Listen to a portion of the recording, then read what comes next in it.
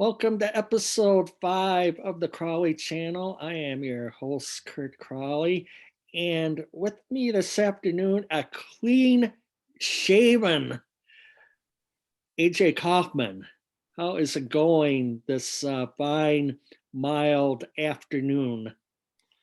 Yeah, mild, 18 degrees. It's about normal for And late that's, January.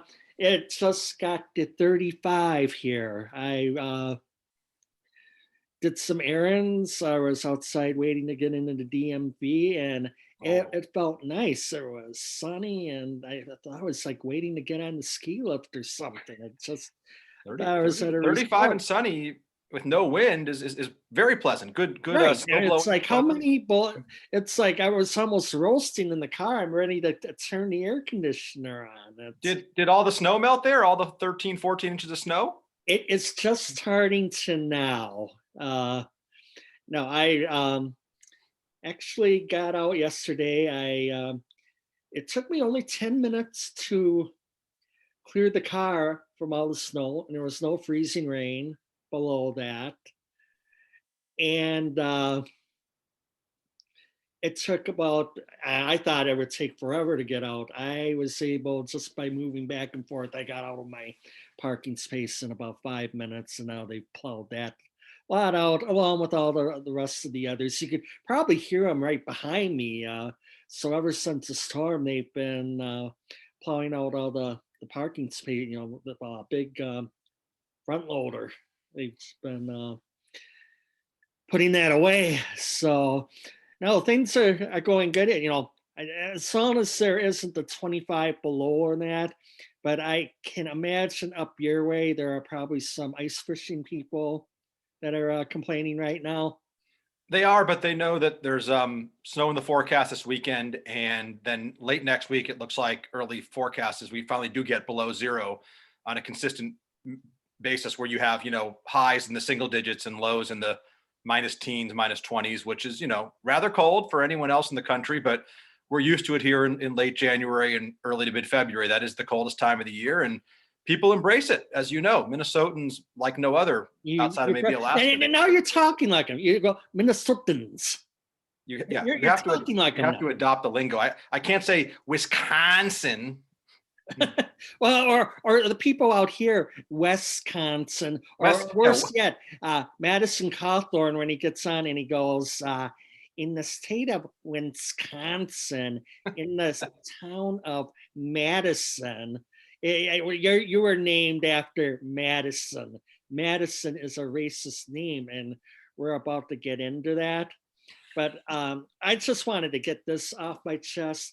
I know you did not watch one single second of it. You were, I'm sure you had found a college hockey game to watch. But the last play of the first half of the Green Bay Packers, I saw it. okay, you did see it. And I'm like thinking, 5 yard, what's Brady gonna do? And then I'm going like, well, what the hell the Packers are lining up in? And then I just saw all the receivers fly off the line of scrimmage. Scotty Miller, a couple steps to the left, and then I think Godwin was playing inside. He went straight out. Mike Evans, he was on the opposite side. He went and then towards the middle. The place called Seattle. I've seen it on the Madden video game, and that's I'm going like, and we're playing, man, game over. The second I saw him go out, I said game over. This is bad. And Gronk blocked. The running back that was to the right of Brady went to the left, chipped off a lineman. Brady had plenty of time, and he's like ahead. When he threw the ball, Scotty Miller's a second behind Kevin Kane, who did not have his best day by a long shot. And I guess he was questionable going into the game. But by the time it got to Miller, he's 2 yards behind him. So, and then the Packers deferred, got the second half kickoff, and they fumble right away, and they gave Tampa Bay a 9-yard field goal. And that basically, I can talk about coaching decisions and officiating and all that, but it was those two plays that ended the game. But I actually wanted to show you what this was on Pat McAfee show. Former Indianapolis Colts punter back when I lived in Indiana, as I recall. Yes, he quit. He quit his NFL career to become a talk show host. It wound up being a good move. So, anyways, I am going to go. Let me find the correct link here. That's not it. That's not it, but we'll get to it. KCmedia.com.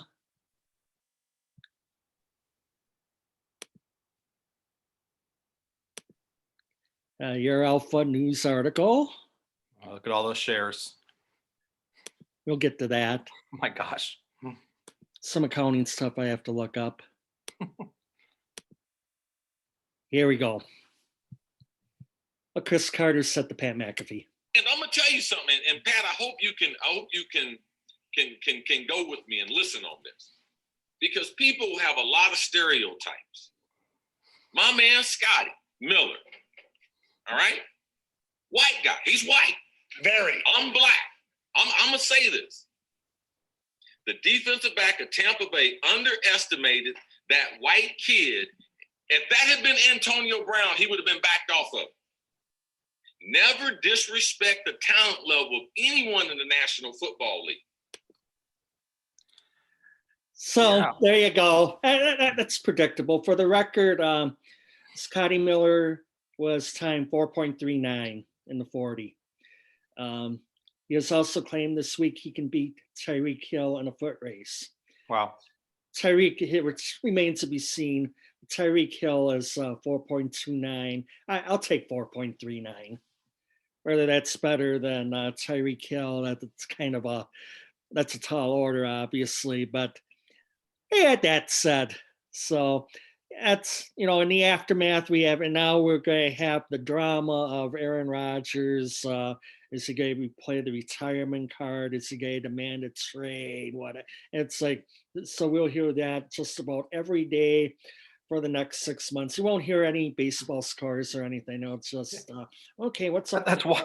You just made a summary of why I pretty much avoid sports media, whether it's ESPN, Yahoo, Fox Sports, whatever. Because even when the football season mercifully ends, in my opinion, in about 11 days or 10 days, they'll move on to combines and drafts and spring practices, and March is generally my favorite time of the sports year. If everything goes well, you've got NFL then as ever. Yeah, well, right. March is March Madness. It's college hockey tournament, and it's also spring training, and you've got some NBA and NHL moving along. That should be a month of no football talk, and frankly, I avoid it. But that's the run up to the NFL draft. So the run up to the NFL draft that occurs in like late April or May, and none of the experts have ever gotten anything right, and no one remembers it the day after. Gotcha. They have the combine usually in Indianapolis. Yes. And I guess they were going to move it out of Indianapolis anyways. They're going to have it in a stadium in Los Angeles from now on. People are allowed to be outside in California? Well, if people are allowed in California by this time next year. But in any event, they're just going to do it. The workouts virtually this year. So so that's when they'll take all of the cried out loud. I want to show my Kansas City Royals colors, and for some reason I am on the wrong side of this. Finally. There. I need to show that. But no, they're just going to do the combine stuff remotely, and by Zoom they can compare notes. They'll be at different places, and then they'll have the normal what they call pro days at the respective universities, and then this week is the Senior Bowl, so that's another big event. Very exciting stuff. Oh boy, Pro Bowl too, right? Yes. And some people, whoever won the Heisman Trophy, Jaylen Brown, whoever, Ryan Phillips's boyfriend. But anyways, he refused to have his height and weight taken, so he might do it at his pro day. Just to add a little. He goes, look, he won the Heisman. He should be the third, fourth pick in the draft. So he's not going to play along with doing the combine stuff and things like that. It's the usual games. So you hear that. I have already seen about 20 mock drafts from about the middle of October on. Don't look at those. They change. I could put one from October, and I could put one that was last week, and it's totally different. Yeah, don't. That literally is verbal and written masturbation. Really, it's like something you stop. something like I wouldn't read if I were in a prison in Turkmenistan. Prison in Turk. You know what they say about prison. If you want to learn about the Bible, there are a lot of people that read it there. It's about the only thing we get. More interesting than Mel Kiper Jr.'s 18th revision of his draft. Oh yeah, and I have to go to ESPN Plus for that, but there's a bunch of them out there. I've read about, I'm just trying to learn the names and that, and seeing who Green Bay might draft, but I mean that's the only reason I look at it. I'm not obsessed with it, but. So what do we got next on the Crowley podcast? What we do have is, and Sykes even talked about it. San Francisco to rename 44. That's about a third of their public schools, and they have been off since the pandemic began. I think even the mayor, and you wrote about it. I mean, this is one of those things that even the liberal Democratic mayor is like, is this a priority? Apparently it is, which says enough. But the fact that they haven't had the school mayor open for even, 11 months. the mayor even questioned it. San Francisco Mayor London Breed, one of my favorite names, questioned the timing in light of the San Francisco schools being closed. And since the onset, now when they say the onset, don't forget, we're talking almost a year now. We're talking like the second week of March, and we're in February 11th. As of Monday. The pandemic was declared March 11th. Yeah, so this is one of those things that I think a lot of people on both sides would agree with the exception of the really woke social justice warrior crowd. This has no difference in anyone's life. It's unnecessary. It's a little bit bigoted, frankly, the other way, but it's all part of this critical race theory and, war on the past and judging moral characters by what we believe today. But to have Washington and Lincoln in there is a new one. I mean, it's one thing to have Jackson and Jefferson and people and Confederate soldiers and people that maybe owned slaves, and maybe that should have been done 100 years ago. But my God, on everyone's list, at least last I checked, Washington and Lincoln are 1 and 2 in some order of best presidents of all time. Washington freed his slaves later on in his life. And Lincoln, of course, was the great emancipator. So what can I tell you? It is San Francisco. Washington owned slaves at one point. That's the point. And I guess with Lincoln as well. And I mean, if you recall my Alpha news column. You're one and only, maybe one of two. My only one. I haven't done a second. I said, here comes the slippery slope. And Absolutely. I said, this slippery slope has gone from a bunny hill to a black double diamond very fast. And what I said in that article was Washington, they call themselves the Washington football team. Mm-hmm. By this since we have moved the goalpost, like I said, the goalposts are going to be moved. They still have a politically incorrect name. Yeah. Now is Grover?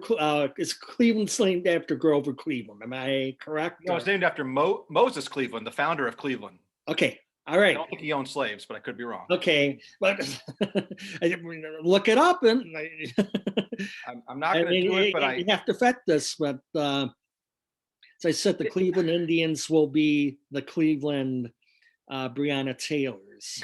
right. Why don't we just name why don't we call them the Washington, the Tubmans? Well, I'm okay with Harriet Right. Tubman. She was a great lady.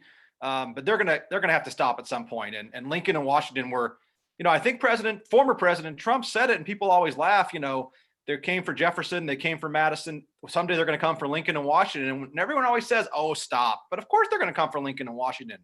They're going to come for anyone who they don't like, regardless whether they own slaves or not.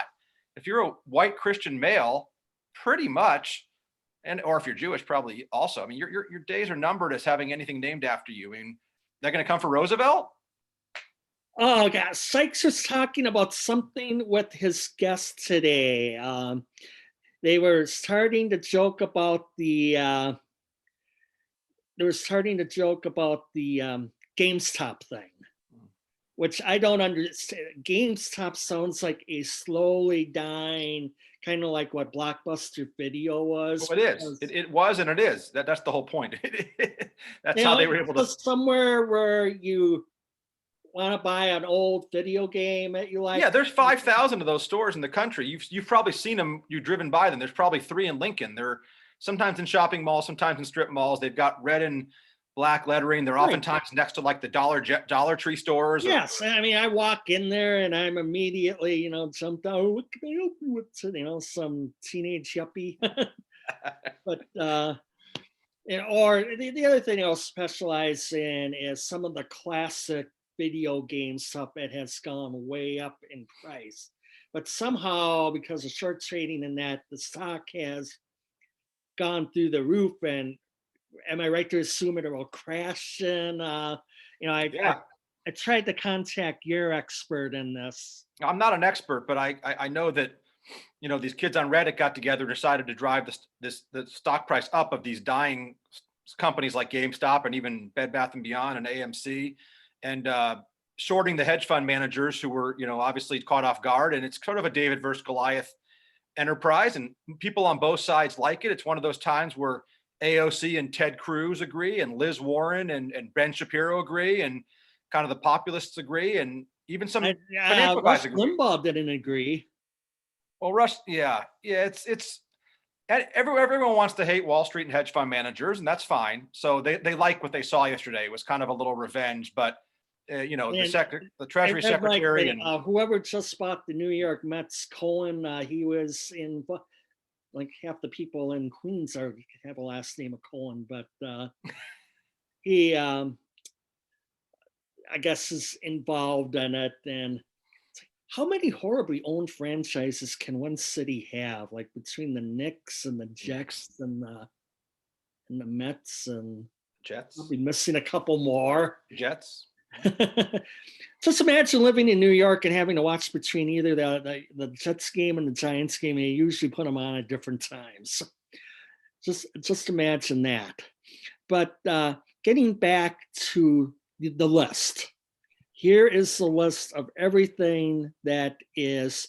And by the way, where I sit right now, it was originally the town of Lancaster, and there was a lot of pushback in 1869 when they decided to rename the municipality. Right.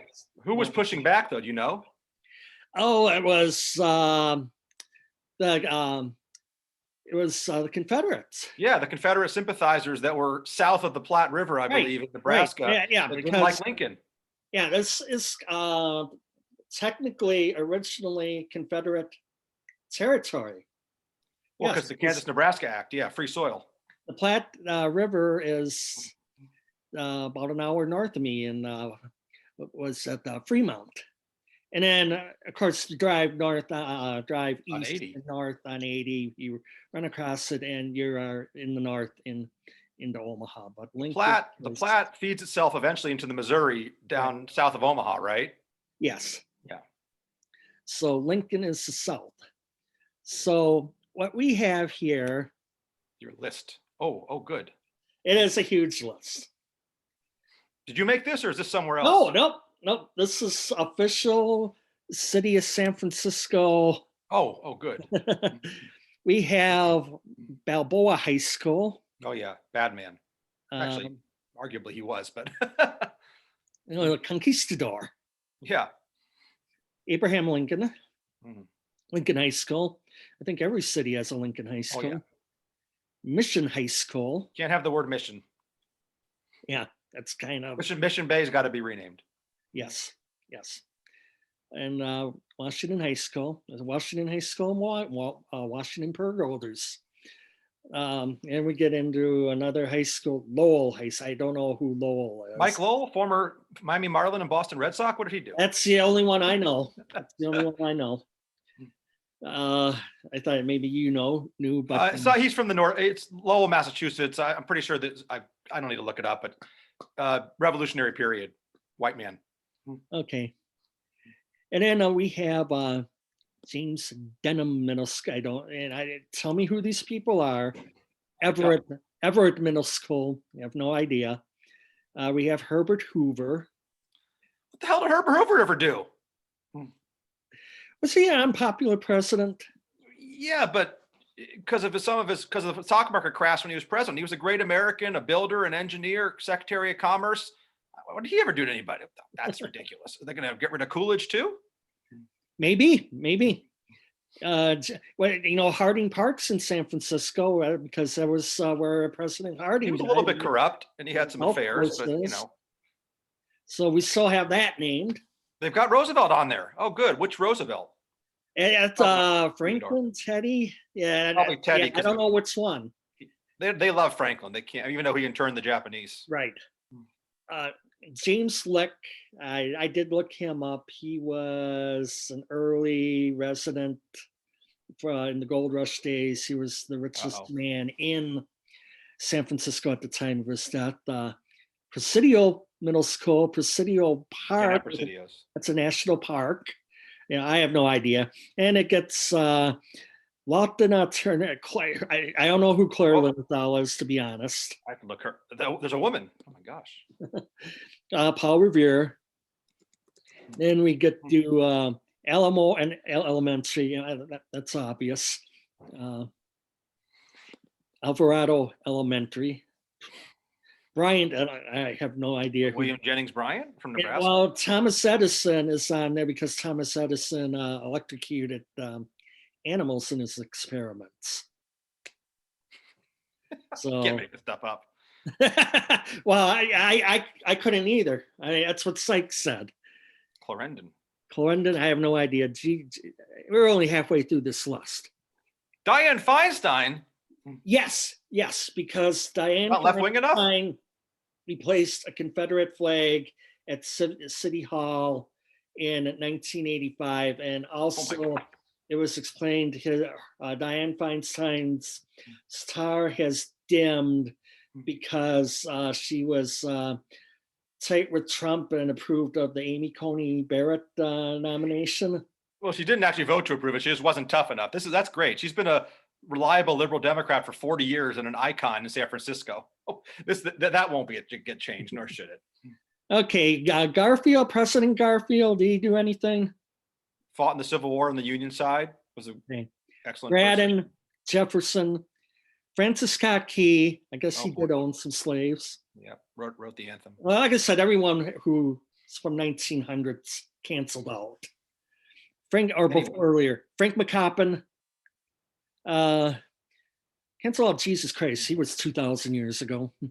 McKinley, Marshall, yeah. I assume John Marshall. I wrote that in the article. That's my alma mater, high school, in Marshall University in Huntington, West Virginia. John Muir, he's an environmentalist. Yes. But he cleared out some land they didn't like. Yeah, Marshall University spawned off Peter Marshall, the game show host, who's still alive, but his original name is Pierre Lecoq, and you may remember. No, this may even remember before your time. Pete Lecoq was a first baseman with the Royals, kind of early '80s. So yeah, I remember Peter Marshall doing Hollywood Squares, and he would have his Royals warm-up jacket on. So Marshall, Monroe, John Muir, Jose Ortega, Sanchez, Unipero, Sheridan. There's a Sheridan Street. Like General Sheridan during the Indian Wars, and they don't like him. yeah, it's right down the street from me, Sheridan Street. Mhm. You know, our workplace, we had the Sheridan Room. You know, We did, named after the street. Yes. Gotta change that Yes. to the Well, tell Peter Ring. change it to the Bajek room. Hey, I'm all for it, bro. It's all good. Bruh. Sheridan L. Okay, Sherman, Commodore Sloat, Robert Louis Stevenson, and list goes on. Well, I have two updates for you on that. I did look up two people. Okay, go ahead. Frank McCoppin was the first foreign-born mayor of San Francisco. He came from Ireland, and nothing in Wikipedia says he did anything bad. So to find out more about what he did bad, because an immigrant who became a mayor sounds pretty Sounds fine innocuous to me. And then Francis Lowell was a businessman who helped bring the Industrial Revolution to the United States. I'm sure he did bad things, even though he was born in Boston and didn't own slaves and went to Harvard. But, you know, maybe he displaced some people when he helped build his textile factories. Hey, I got that. It was a Cuban baseball player. It was Yeah, that too. him and Eric Hosmer. Paul Revere. But yeah, everyone in Miami's at least a little Cuban. Refresh that page. That one you have up there, right there. Yeah. Oh, you want to check out your shares? Apparently it doesn't change. That's 702 right now. Huh. Well, it's not bad for 3.5 hours. 3 hours. Melissa Algood still has you at this point. I had 3,000 the other day with one of them. Yeah, okay. That is true. That is true. But here was the other thing I want to talk about. Oh, yeah. And I mean, maybe you've told me this over the past 10, 11 years. They've been tight with you, but you said, did I want to describe another column about the malfeasance of public school teachers and unions that protect them? Yes. Why do you have to do it like every 3 weeks? After several pieces, multiple pieces, starting in May, heck no. But as a public school teacher who's written on educational reform for 17 years, including a book here, I did not know about the book. You didn't know about the book? Well, it was 2009, so maybe I didn't know you then. Well, it's 2007, I believe. So, well, because it was. You're right. My fiction book was 2009. Yes, it was 2007, right after I stopped teaching in 06. Right. So here we go. For that art on the cover. Awesome. Reclamation, saving our schools starts within. AJ Kaufman, copyrighted material. I am going to send for one of these. Oh, good. Every couple of years, I got a check for about 11 cents. So yeah. So there's what you get for being an author. Basically. The $13.95. I can't believe it's still full price. Yeah. So you get more than 11 cents. I mean, I'm sure they're not selling it at the Nebraska Book Factory to send out to the University of Alabama or any other school. I should buy a bunch and just toss them under the shelf. Well, work a week for Nebraska Book Company and see the number of woke materials that get sent out to major universities, the Coastal Carolina and Southwest Missouri State or whatever, all the bookstores for all the schools, all the places of higher learning. Quote unquote higher learning. Anyway. So you had some reviews you were going to pull up of that? Oh, yes. Yes, I definitely have the reviews.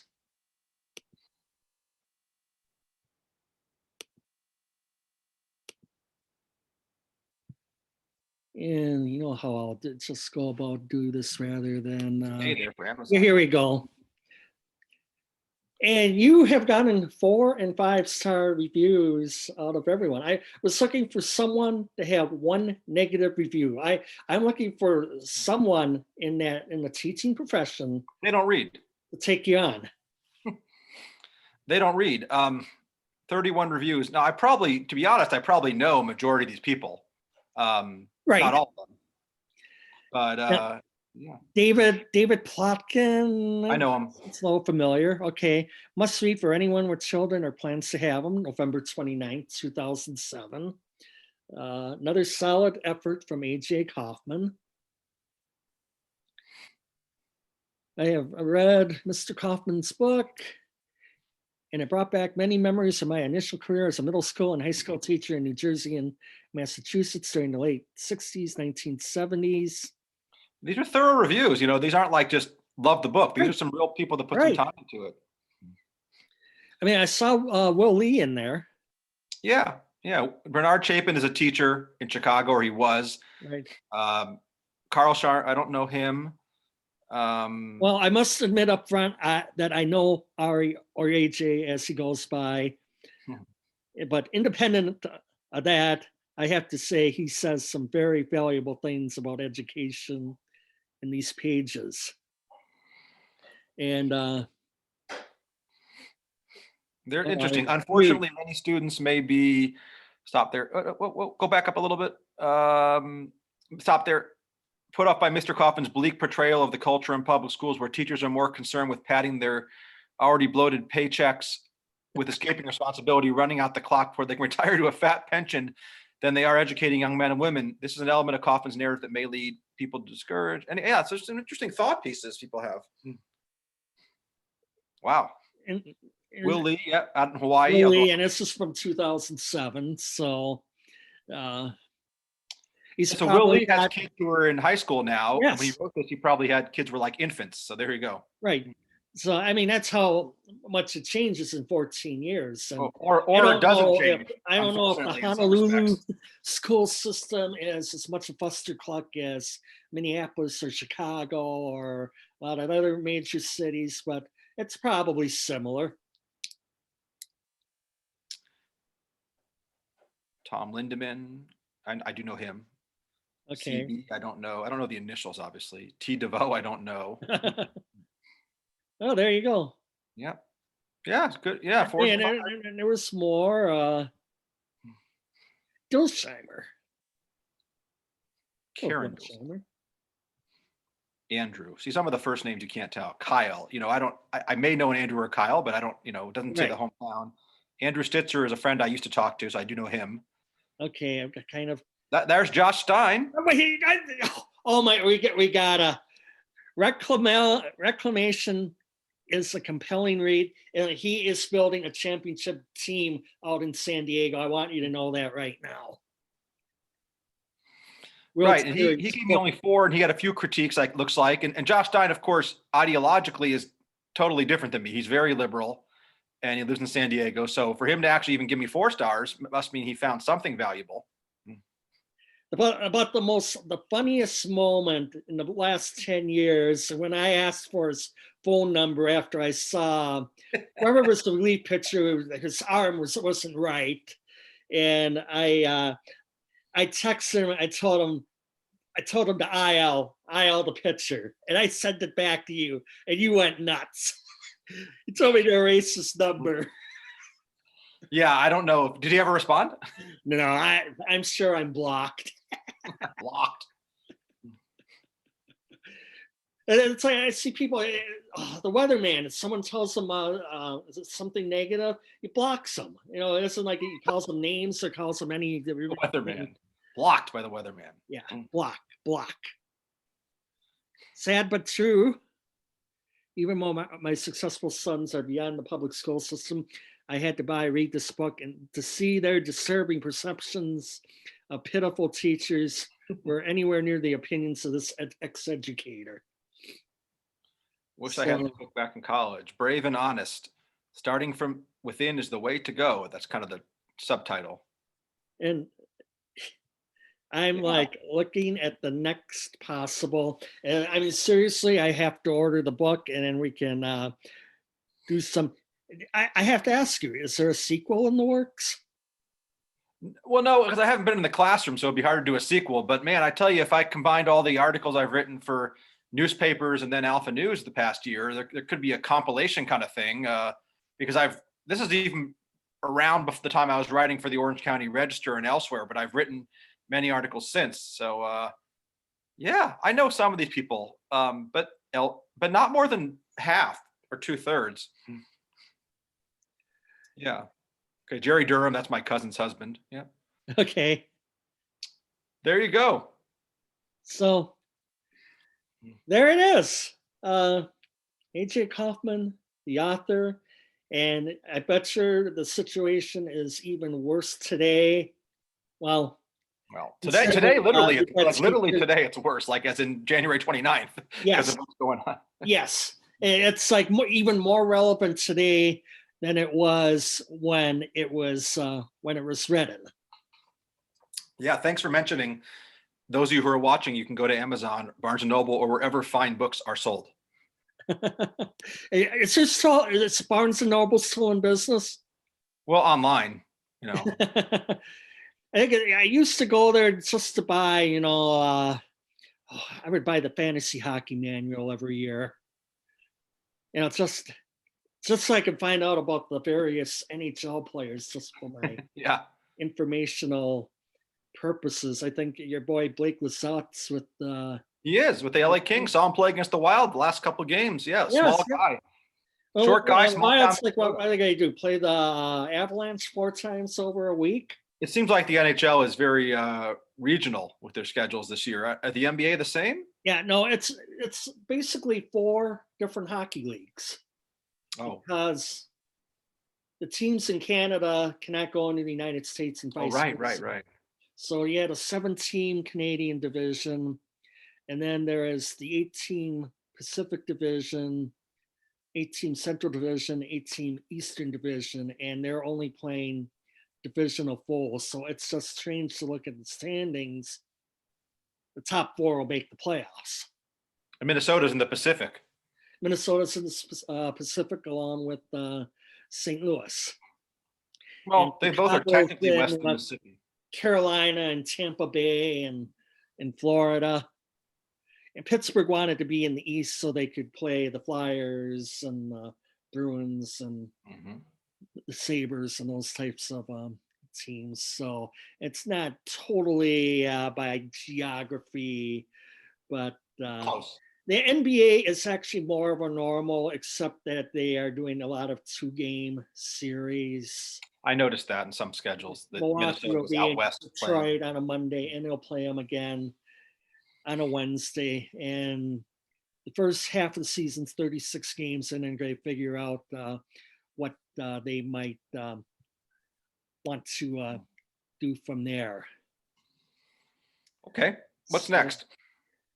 What's next is I get to my other article this week.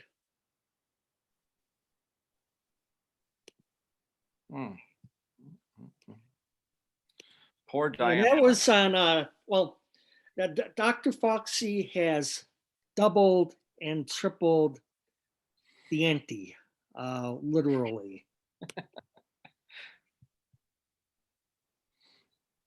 So, come on. Can't even get to the toolbar.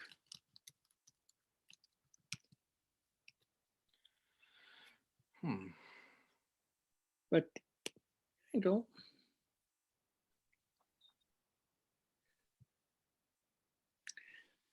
Dr. Fauci says 2 masks. Virginia Tech doc suggests 3. Why not 4? Someone Facebooked me and said I think 16 might be the right number. Yeah, I mean, I don't know how he got the 16. Kind of Walt, like if you're watching, we love you. Walt in Whitefish, Montana / Portland, Oregon. As if mask mandates brought on by the Chinese plague are not draconian enough, Dr. Draconian. Sorry. Other researchers are now, as I said, literally tripling down. Study by Virginia Tech Professor Lindsay Marr, along with Dr. Monica Gandhi, the University of California, San Francisco, suggests 3 masks. Report analytics suggests double mask increase the I said efficiency. I think the actual word is Efficacy.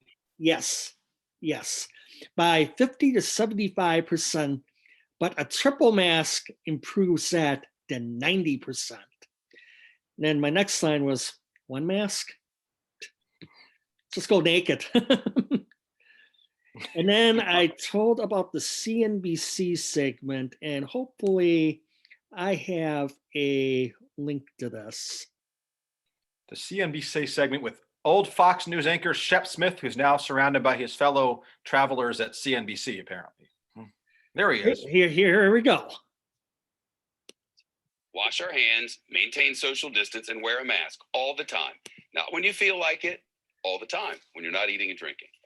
But now the experts say with these variants, it's time to double up and wear two.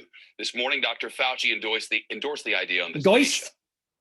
If you have a physical covering with one layer, you put another layer on, it just makes common sense that it likely would be more effective. More effective, especially with Nice one new soundbite. variant spreading much more easily. CBC's Contessa Brewer with us now to break down the science behind double masks. That's when it and really what we're all gets supposed good. to do. The science. You want me to pause it? Yeah, the experts. No, I'm just yelling the word science. I like yelling the word science. Okay. If you want me to pause at any time. No, go. I'm ready to listen to Contessa. Protecting others from ourselves in the event that we are contagious. But if other people aren't Look at wearing this their fashion masks show or here. they're wearing them improperly, we need to protect ourselves. So experts say you can double up with a tight weave fabric mask for added protection. A CNBC Now, mask. Tech researchers found that doubling up these cloth masks increases the efficacy from 50 to 75%. A three-layer They put mask efficiency. could block up They've to got the word wrong. particles. Editors. You're layering your mask. The disposable surgical mask goes on first, and then the tight-fitting fabric mask goes right over the top. Okay, so frontline healthcare workers use N95 masks. They're hard to find. And some experts say, look, you should really save those for the medical teams. Others say, if you see them on sale, go ahead, just protect yourself. Go The ahead. Chinese version, Knock yourself out. KN95 Oh, here. masks are widely available. The Chinese Advertised version. as being 5 layers. I bought these on Amazon. I wore them Amazon. through the airport and on the plane for a recent news assignment. The trick with this is really this fit. Tight around your nose, your face, your chin. In other words, you really should see the mark on your face after you're wearing it. You can also buy these double layer Lovely. fabric masks. They come with a filter like this one. You can take it out and you wash it separately. But Shep, in every instance, fit is the key here. Listen to the end. Yeah, no doubt. And as they say on the label, if you have facial hair, you got to cut. And you have complied. I didn't realize. Well, good. I'm glad I'm following Shep's orders, but does he know that like more men than ever have facial hair? So that's going to be a problem. Yes. So I have nothing else to add. Getting back to what I wrote on there, and actually I will get back to this, was one of Alex Jones' disciples, Paul Joseph Watson. He wrote a little thing on it. I think I linked to it too. PJW, as he's known. Yes. Paul Joseph Watson. Imagine my shock. I think his apartment in London is about the half the size of where I live. Definitely someone who'd be banned from having a school named after him with that kind of name. Yeah, definitely. And I know that as it talked about President Biden signing executive orders mandating masks on planes, trains, buses, and about every other mode of transportation. So I don't know if I will look and see if well, you know what I'll do is I will just go to Summit News.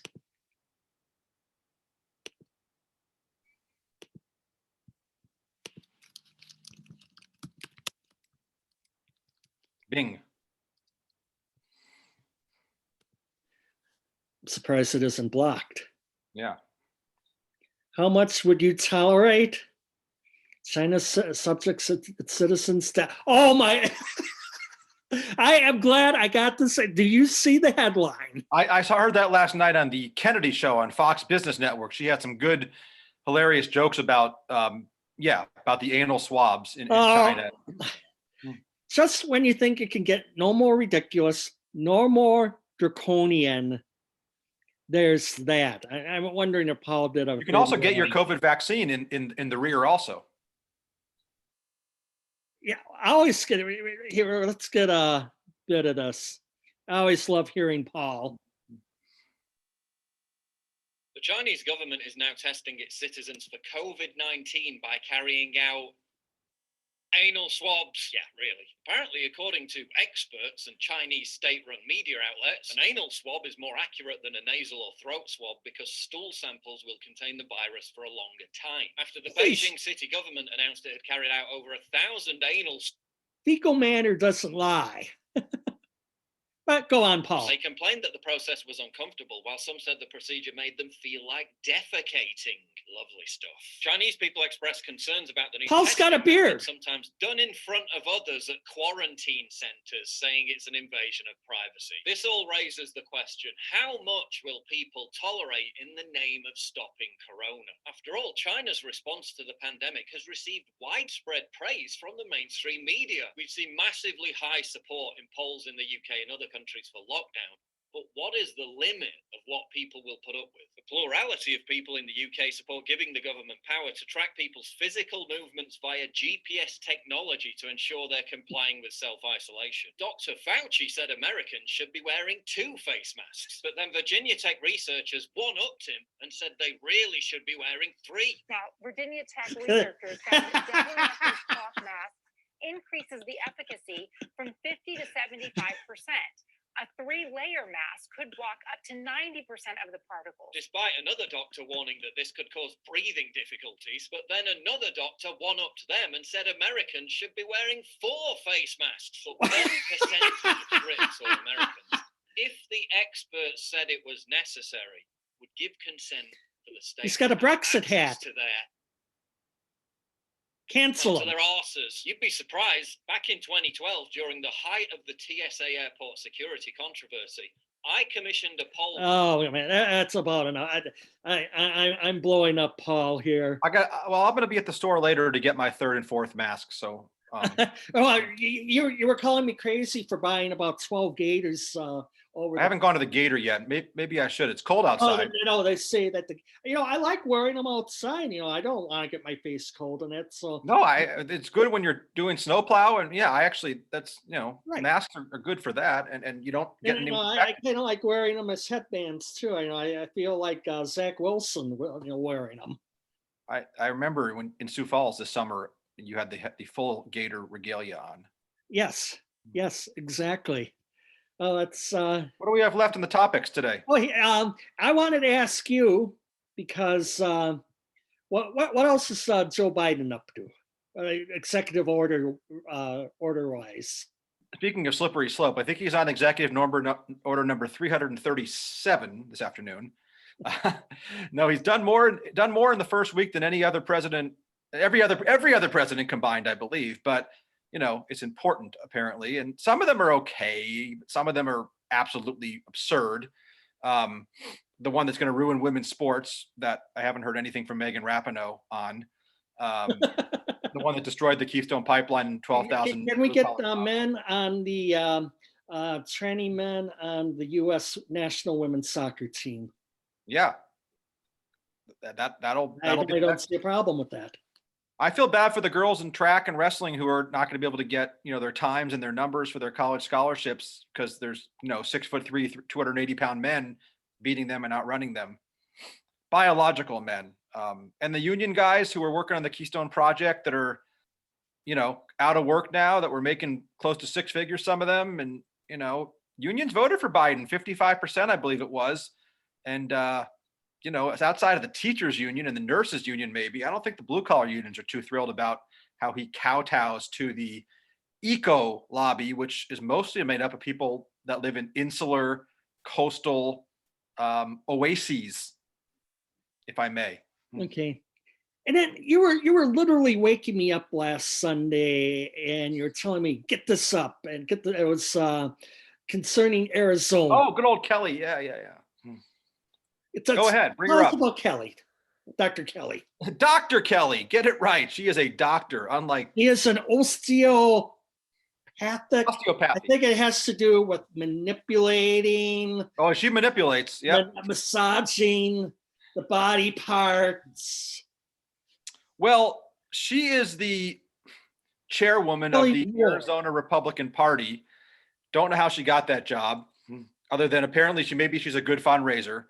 She is look, she was 2 or 3 times she's run for U.S. Senate from Arizona in the primary and lost to John McCain, Jeff Flake, all these guys that people theoretically in the Republican Party don't like.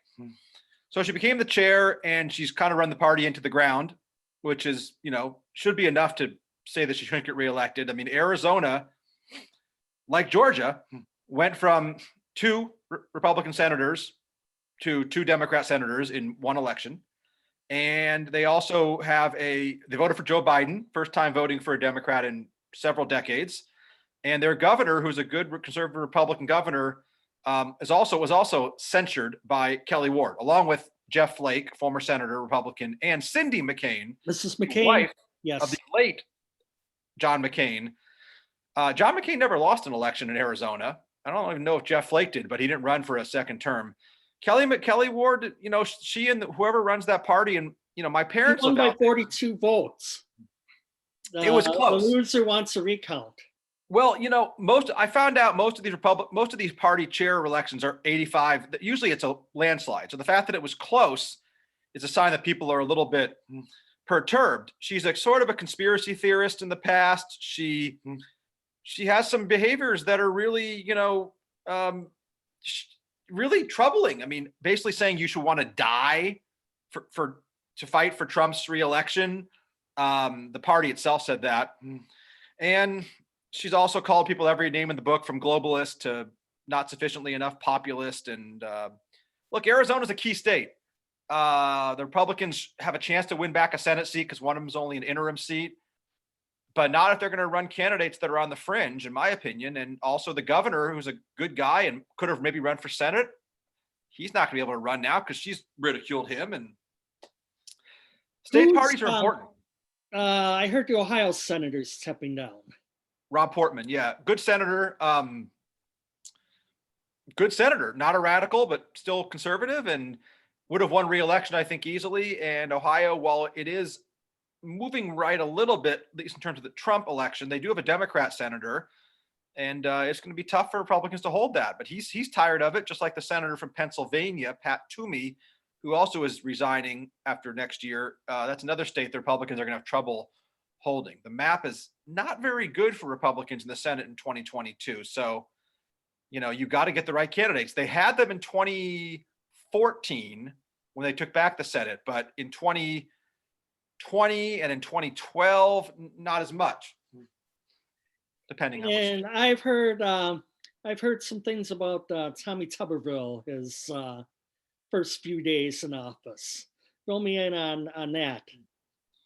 I don't know in particular. I just can tell you that he was originally going to protest the election with some of the more radical members. And I think Tuberville is fine because it's Alabama. And unless you run someone like Roy Moore 3 years ago, who was a, credibly accused pedophile and a crazy man who did lose. I mean, Alabama is one of the most conservative states in America. And Tuberville, who's a football coach, obviously, with no experience and not a very impressive campaign, he still was able to defeat the incumbent Democrat by 25 points. So some of these guys, when they're in states that are deep red or deep blue, you look at, AOC in New York City or people that run for statewide office in California, you can be as crazy as you want and you're probably still going to win. And Tuberville may be, I'm not saying he's crazy, but he may be in that situation, just like he may be in a little over his head. He might be. Just not knowing the dynamics of Alabama, but he coached Auburn. And from what I hear, University of Alabama fans don't want to have anything to do with. I mean, when you have Alabama fans that poison trees outside of the Auburn Stadium, that gets you an idea. But I guess when it comes to politics, they all come to get together. And- Enough of them do. Yeah. I mean, I was thinking of that too. Would he get enough votes from what Alabama? But if you're an Alabama guy and you're a Republican, I don't think you're going to go vote for a Democrat just because you don't like Tommy. Would I vote against Scott Sandlin from UM Duluth if he ran for Senate? Well, I am told that this Auburn, Alabama thing is like life and death. And I know one other topic that you wanted to talk about was on Kurt Schilling, who and you saw the kind of the numbers of the writers who disclose their votes on social media platforms, and Schilling was at 74%, which meant that he was going to probably drop at least to 70 to 71. And he wound up at 71%. He needed 75% to gain election into the Baseball Hall of Fame. And what was interesting was the deadline for that was December 31st. And after the events of January 6th, some of the writers were trying to renege those votes. So in other words, I don't think in his last year of eligibility, which is this year, next year, he's going to get anywhere close to 71%. And Schilling has asked off the ballot, which I don't think he can officially do. I remember Marvin Miller wanted off the ballot, the union giant that's getting ball players all the money that they enjoy today. But your thoughts on the Schill?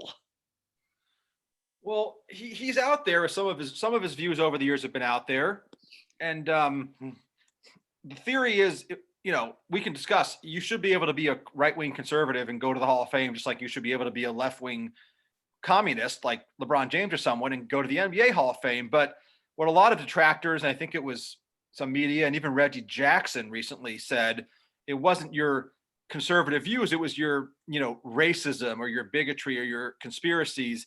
He retweeted some things he shouldn't have, but in reality, I've seen him on 1 hour talk shows with people and talking intelligently about military history and politics that You're not going to find that being done by LeBron James. And he still got 74% of the vote. So it's not like he got 20%. And of course, you could also debate Clay Travis. Clay Travis said it was his support of Trump, right? Right. Yeah. I mean, to some degree, he had said some things that he alleged sort of compared Muslims to Nazis. I think that's a stretch to say it's what he did. He was retweeting something that talked about dealing with, radicalism.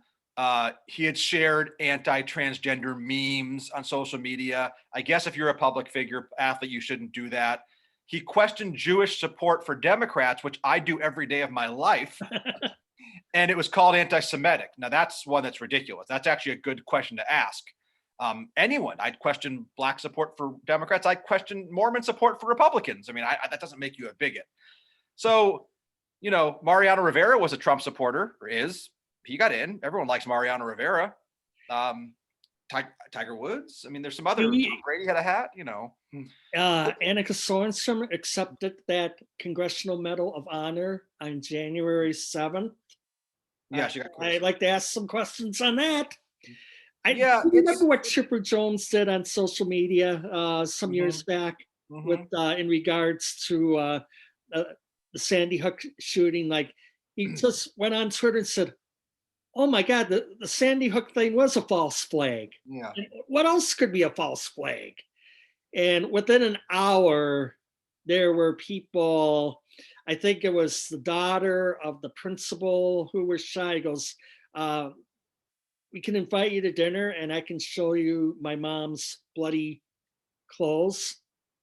And he took that off. He apologized, and he still got 95% of the vote, first ballot. Yeah, I was going to say, yeah.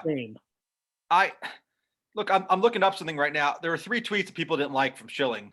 One was he retweeted a New York Post headline, I believe, or maybe it was a meme with a picture of a dude in a dress saying, "This guy wants to go to your restroom with your kids," which may or may not be in good taste, but there's some accuracy there. he also retweeted a picture of a guy who had a shirt that said rope tree journalists, some assembly required. Not in the best taste, but Okay. LeBron James, I'm sorry to pick on him, but he's retweeted some of the most vicious, racist, anti-Semitic, horrible things too, and no one cares. No one cares. And then he also, on January 6th or 7th, basically criticized the media, saying, "You cowards sat in your hands and did nothing while liberal trash looted, rioted, burned for Air Jordans and big screens. You sat back and watched folks start a confrontation for things that matter, like rights, democracy." And yeah, okay. I mean, we've all made that comparison. It's semi-valid. There's some shortcomings to it, but I just think there's a double standard. I mean, Greg Popovich is going to be in the Hall of Fame. Steve Kerr is going to be in the Hall of Fame as coaches. They've said the whole country's racist, and they've said some of the worst things about Bush. Basketball coaches and basketball figures aren't held to the same standards. Well, okay. Well, there's football players that might be in the Hall of Fame someday. I don't know, Richard Sherman or Colin Kaepernick. Sherman will be in. Richard Sherman will be in the Hall of Fame. Or what's it? Malcolm Jenkins. I don't know. There's some people that have said some equally disturbing things. I don't like to play whataboutism, but You know what? I think that football may do it better than baseball in electing Hall of Fame members, rather than having it go to baseball writers, and 75% of them have to. And you have people who have been doing this for years and years and years.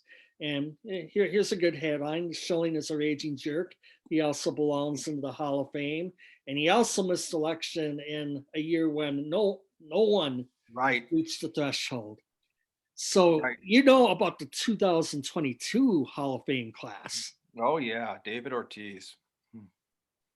You're going to vote for him.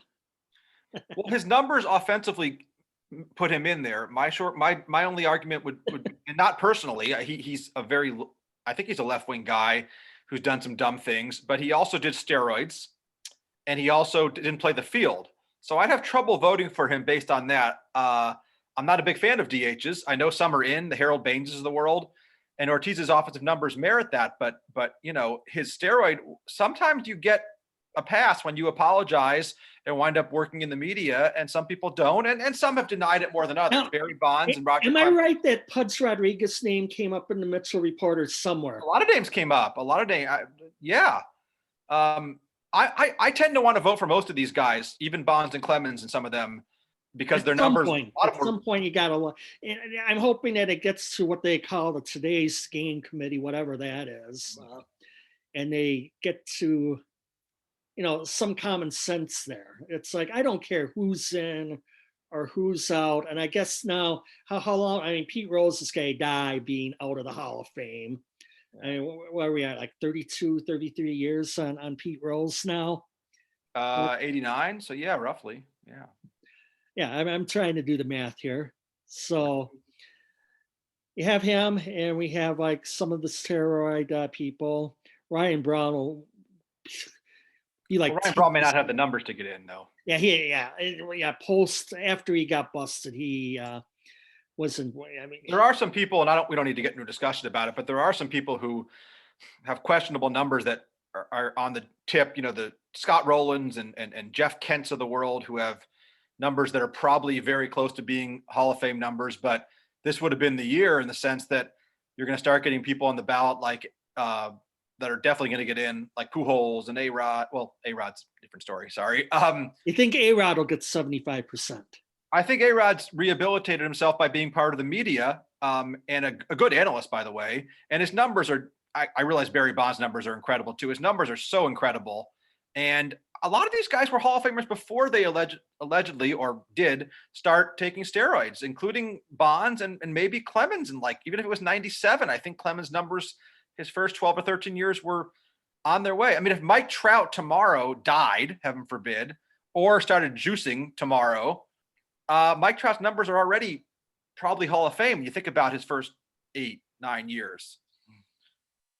You got so many. Decides to retire for whatever reason. Right. Pulls an Andrew Luck or something. Yeah. Yeah. Okay. Exactly. Pull on Andrew Luck. That's like it's too. Please, the Anaheim Angels had enough tragedy over the last few years. Right. I'm just saying. Right. Mike Trout. It's just funny because he's a 305 hitter with 300 homers already and 1,400 hits. Now, those numbers alone wouldn't get you in the Hall of Fame, 1,400 hits, but he's going to play 10 more years. So, you know. Well, let's hope they start playing 162 game schedules soon. Yeah. It's Well, a lot not of these guys got pointless to hurt by, listen. having a season be 40% as long last year, but it's the same for And everybody. actually, now to think of it, I think this would be a good place to close out with is you sent me the numbers this morning, I did. Of. and here we are with the COVID cases in the United States with the 7-day. I mean, we just want to show this for the Corona Bros out there. Corona Bros, Clay Travis term. As of today, we are down to the 7-day moving average is 162,863. The last time it was down at that level, see, we were above 250,000 not long ago. And it's still an extremely high number, but it is the lowest numbers since, there you go. It looks like November 17th. And the way it's being phrased is, I heard it on the AP News Hour or whatever, and I was driving to lunch today, but these numbers are still significantly higher than they were in November or October. Well, yeah, but it's a downward trend. The vaccines, we are at 50 million vaccines distributed as of this afternoon when they update it. We'll cross 50 million distributed and getting close to 30 million vaccinated, which by my math is about 10% of the country, almost. And we're doing over 1 million a day. And the trend in deaths, as you said, is down over 30% in the 2-week trend, almost 35. And the death trend, which is still terrible, there's 3,000 or 4,000 dying every day, but it is down a couple percent from 2 weeks ago. And I think that you know more than I do about this sometimes, that death trend, the death number will start dropping because the case number has been dropping, right? I mean, it's the death totals are going to be behind the actual case. When the case numbers started exploding, the death numbers were not doing it. Right.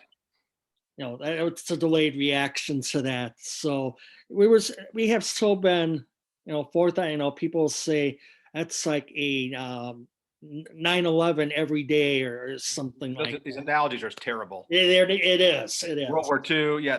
And President Biden used that, and I just don't understand why anyone who's intelligent, who told him to say it or who says it, doesn't realize that's not helpful and completely not inaccurate, but just unrelated and a non sequitur.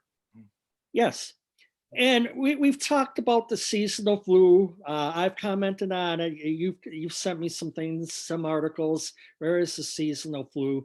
And like one theory that I had, one theory I had was maybe some of it's COVID. It's just what's been called the seasonal flu, it's called COVID. But maybe by masking up in the workplace, and I'm just going by personal experiences where I would get in the workplace, and when everyone else starts coughing first thing in October, then I catch it immediately. And I'm thinking maybe what is bringing it down is simply, here's where I think the masking may be doing a lot of good, is in keeping the seasonal flu. And my prediction is, let's say 2 years from now, where hopefully we finally have COVID on the back burner, cross our fingers, we'll still be doing a lot of the masking, at least in the workplace. Yeah. And maybe, and Asia's done that for a long time. And, and these rock concerts and parties, not to sound like an old man, but, people that are on top of each other and sweating and drooling on each other, some of that stuff's going to have to be curtailed. I mean, your 19-year-old daughter at the sorority party may have to, and your son too, may have to be a little more careful when they're, jumping up and down. And I've told you the story before. I don't know if we told it on the air here. I attended a Packers playoff game once. It's like 20 degrees, bit windy, people hugging each other and everything else. I was sick for 3 days after that, after that. And you come to think of it, and when they cite out the example that happened at a soccer game in northern Italy at the onset of COVID, that this many people got COVID attending this game. Yeah, I remember that. It happened, it has happened, and will continue to happen. Attending, we could run the gamut from NFL to concerts and everything else. Yeah, concerts are going to be a problem unless they do like their little cages or bubbles, like I saw in Britain, a couple of things where they have your own little bubble you sit in, but you're not going to be able to jump on each other. And sporting events, look, you and I haven't been to any sporting events except for the Rocks, but the sporting events I've seen people at looks great. You get to sit by yourself or with your family and not have anyone next to you. The space that's being allowed is great. I think it's, none of us like going to a sporting event where you have people right on top of you the whole time for 3 hours. And the worst thing is, I get there and I can't get to my seat by the time game starts, puck drop, whatever. And then before a stoppage to play, here comes somebody. You're in my seat, bud. Now I have to get up during play, get past 11 people. Well, they're supposed to. It's supposed to be like it should be like a tennis tournament where you wait until the either inning ends or there's a dead. Like, hockey's good about that. They do that. I don't know how he got in, but it's just things like that. Yeah, it's. You see how Lambeau Field looked or how Arrowhead Stadium looked? It didn't look all that empty, which tells you how shoehorned. If you're ever in Lambeau Field when it's sold out, I mean, you are squished. Well, Everyone is squished there. Yep. It could probably easily take 5,000 or 10,000 off the attendance. But then again, would be raising the ticket prices. Right. I was just thinking they're gonna have to pass the cost on to someone somehow. Yes. And I have heard stories today already that there are some teams hurting in the National Hockey League, and it'll be only a matter of time before that trickles down to Major League Baseball and the NBA and even the almighty NFL, because television dollars only go so far. Dollars are not everything. Anything else you like that this week? No, like every other Friday, I'm looking forward to maybe watching some college hockey, although St. Cloud State is off, but there are 4 Minnesota teams in the top 6. And we continue to move on with that. And college basketball, Creighton's still doing well, and Nebraska's still not playing. I haven't even followed that. Yeah, I know. We'll see what happens. We'll see where we are next week when it comes to that. And Kentucky men's basketball just canceled their game for tomorrow because they suck this year anyways. Yeah, it seems like Kentucky, Duke, and North Carolina are trying to have the media make sure everyone knows this season doesn't count because they all stink. So, the media doesn't want Baylor and Gonzaga to be the 2 best teams, which they have been since the beginning. Exactly. No, I guess North Dakota is up my way this weekend. Oh, yeah, you're right. Well, I wonder how many. That will be on CBS Sports Network tonight. I know you do not get it. Well, I do. I don't, but I do. I don't want to tell anyone how it works. But yes. There are ways to pirate this. No, I'm not pirating it. I have DirecTV has a sports. Your Octave box. Yes. Right. I can see it in the box about not even as big as my computer if I want to with volume, but it's not quite the same. Right. But it's like these cable bills. It's like, how much you tell me that you're paying for cable between cable and yeah, I'd rather not get into it on air, but well, but you gave me just a $100 cable bill, so not even to get into the Wi-Fi and all that. And I don't know if you've heard the story this week. NBC Sports Network will be phased out by the end of the calendar year. And I guess they're losing the National Hockey League, or the rights are up for it, and they might. So much for Notre Dame hockey. Box. Yeah, so all there'll be left is Notre Dame hockey, half the NASCAR season.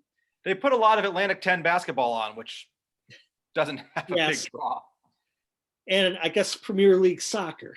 So they figured, well, we could put enough of that content, and I could go way back to the day. USA was ESPN's first rival. It was just they only showed sports at night. They had a Major League Baseball doubleheader once a week Right. and things like that. So I think that's going to be the way to go. I think this Peacock streaming service, and I think you'll see CBS follow suit.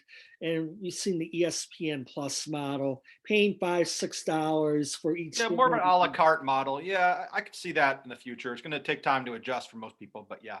Exactly. It isn't the old. I don't know how to get my regular rabbit ears get the regular channels on a TV again. Right. Exactly. So, True. but anyways, that's all we have for this week. So again, episode 5, and next Friday probably we're going to sit down and do this all over again. All right. Thank you.